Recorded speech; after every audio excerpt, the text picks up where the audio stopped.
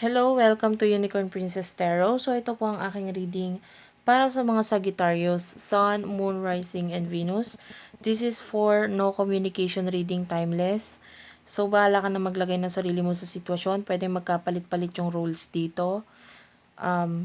So kung magbabanggit ako ng zodiac sign, wag mo yun pagbasihan dahil maaaring parte lang ng natal chart ng person mo yung nakuha kong zodiac sign or yung energy lang po iyon. Pero hindi yun yung main zodiac sign ng person mo. So, start na po natin. Shuffle ko na po yung cards kanina. So, kukuha na lang po ako ng cards for you. Ito po yung main energy ng iyong person. We have here 7 of Cups. And yung main energy mo is the High Priestess. Kukuha ako ng mga cards na magka-clarify dito sa card sa taas. For some of you, pwedeng Aquarius. I see Aquarius energy here with the star. Cancer, Scorpio, Pisces with the 7 of Cups. Gemini energy with the Lovers. Libra, Aquarius, and Gemini also dito sa 2 of Swords, 8 of Swords. And we have here King of Wands. For what I can see here,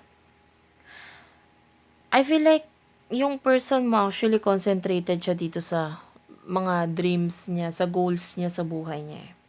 Currently, maaaring meron siyang pinag-aaksayan ng panahon ngayon, especially with regards to money. Maaaring dun siya mas nakafocus. But I feel like there are times na, alam mo, parang feeling ko, ano lang siya undecisive. Kumbaga meron pa siyang desisyon na kailangan gawin. Okay? And, with the star right here, there are times na parang, I don't know, I feel like he or she is still crying. Miiyak pa rin Or maaaring kung hindi man emotionally or nagpapakita ng pag-iyak dito, maaaring sa loob lang niya, itinatago niya. Okay? With the High Priestess right here, I feel like you're getting this justice, or kumbaga, for some of you, pwedeng may marriage involved. We have here the Lovers. Kuha muna ako ng cards pa. Yeah.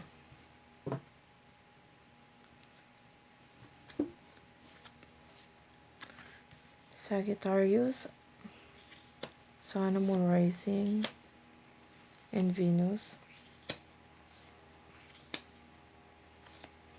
For some of you, I can feel that you are good at business here with the King of Wands. Sobrang welcoming and sobrang, I feel like, napaka-welcoming mo with regards to money. With the 9 of Pentacles. I see a pregnancy here. So, pwedeng yung person mo, or pwedeng sa side mo rin, ang may pregnant dito or may children involved. For some of you, I see a cat. Okay. For what I can see here, pwedeng inilagay mo itong person mo sa third-party relationship. I see third-party relationship dito sa side mo. So, possible na ikaw itong nag-end ng relationship and then there's this new. Pwedeng you're already married. Kaya natapos ang lahat sa inyo. Okay? And with the 9 of Pentacles, so pwedeng ikaw din ay pregnant. And with the 8 of Swords, I feel like you're well guarded. Yeah. So you're just watching this video because this has something to do with your ex. Okay? And with the King of Wands, kung hindi ikaw tong magaling sa business, maaaring yung person involved dito na bago. Or yung person mo ngayon. Nakasama mo. And with the 4 of Cups, I feel like you're just thinking about your future. I mean, you're thinking about your future, ganyan. And I feel like yung person mo, there's this missed opportunity. Until now, there's a lot of love here. Yeah. I see separation. Mahal ka ng person mo Pero I feel like hindi niya kayang ibigay. Pwedeng yung mga pangangailangan mo, yung pwedeng financial. And with the Hermit, I feel like mas pinili na lang niyang lumayo, mag-isa, ikubli yung sarili niya, itago kung ano man itong mga emotion na nararamdaman niya sa'yo. But, for what I can see here, there's a lot of pain with the Three of Swords. Sobrang nasasaktan, then followed by Ten of Swords. And then another Three of Three of Cups. Oh, so, pwedeng there's a third party relationship here, pero hindi kayo nagkikibuan, hindi kayo gumagawa ng action sa isa't isa. All you did was just think of each other and then tignan. For some of you, pwedeng may social media, nagtitinginan pa rin. So, social media. I see pictures here na maaaring, I feel like for some of you, there's addiction, okay, with the codependency. So, hanggang ngayon, nanonood ka ng tarot reading for this person, kung kamusta na ba kayong dalawa.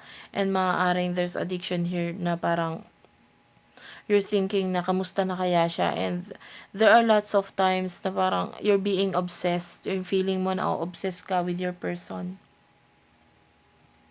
You're trying not to think about him or her. Tinatry mo eh. Kasi alam mong hindi na pwede. And lalo ka lang nasasaktan the more na iniisip mo. I feel like mas nagko-concentrate ka dito sa mga bagay sa harapan mo, and I feel like parang hindi mo ito pinapansin. Pero yun yung kung ano itong emotion na nararamdaman mo. You're in deep pain with the Ten of Swords and the Three of Swords right here.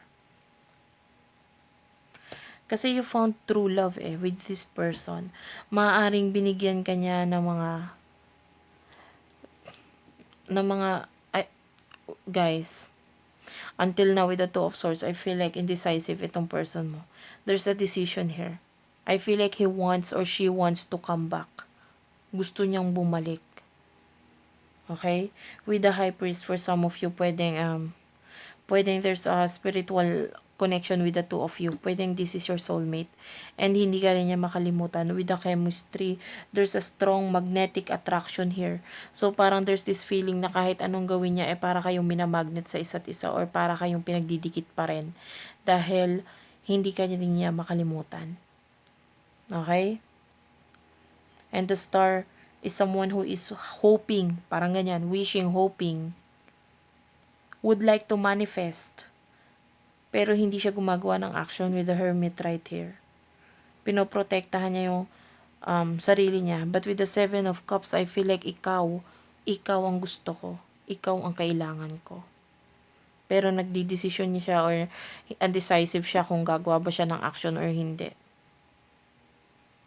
There are times masaya siyang tinitignan yung picture mo. If you have children, I see that pati yun tinitignan niya. Masaya siya, napapa-smile siya pag nakikita niya or napapanood yung videos ng mga batang ito. There's a lot of love here with the Queen of Cups. I see an offer here coming. I see an offer here. So, kung hindi pa naibibigay sa'yo nitong person na itong offer na ito, syempre wala kayong communication, di ba? So, I see this in, near future, guys. Magbibigay siya ng offer sa'yo. I feel like you would think about it then. Pag-iisipan mo rin eh. Pag-iisipan mo rin. Yeah. So, that's it for now, Sag. Thank you for watching. I hope naka-resonate kayo. Please do like and subscribe to our channel, Unicorn Princess Tarot. Ma-appreciate ko po lahat ng yan, pati comments, guys. Kasi nagpapakita yan ng support sa akin. And I love you all. Bye-bye.